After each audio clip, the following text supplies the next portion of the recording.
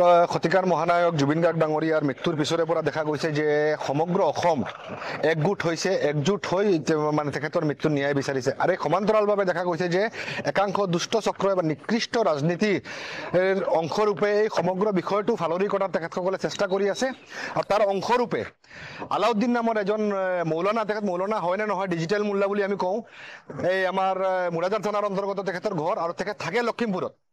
এই লখিমপুৰত থকাৰ পাছত তেখেতক আমাৰ পূৰ্ণ ধাৰণা যে তেখেতে এটা বক্তব্য জাৰি কৰিছে, যিটো বক্তব্যত দেখা গৈছে যে হিন্দু ভাইসকলে দেৱালী বৰ্জন কৰাৰ তেখেতে আহ্বান জনাইছে।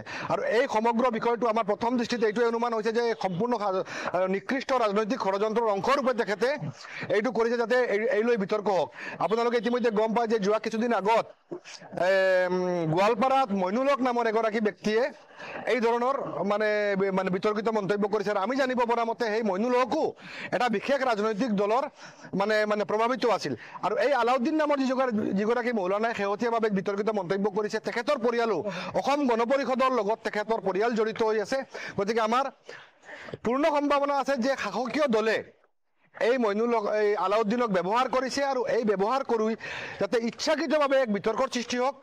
এই বিতৰ্কৰ দ্বাৰা যাতে সমগ্ৰ বিষয়টো অসমৰ সমগ্ৰ জাতি জনগোষ্ঠীৰ মানুহ যে একগোট হৈ চলি আছে, সেইটোৰ পৰা যাতে বিভাজন পুনৰবাৰ বিভাজন আনিব পাৰে, তাৰ বাবে চেষ্টা কৰি থকা হৈছে। আৰু এই সংক্ৰান্তত এই ষড়যন্ত্ৰৰ বিৰুদ্ধে আমছু জিলা সমিতিয়ে আজি মুৰাদাৰ থানাত তেখেতৰ বিৰুদ্ধে এজাহাৰ দাখিল কৰিছো।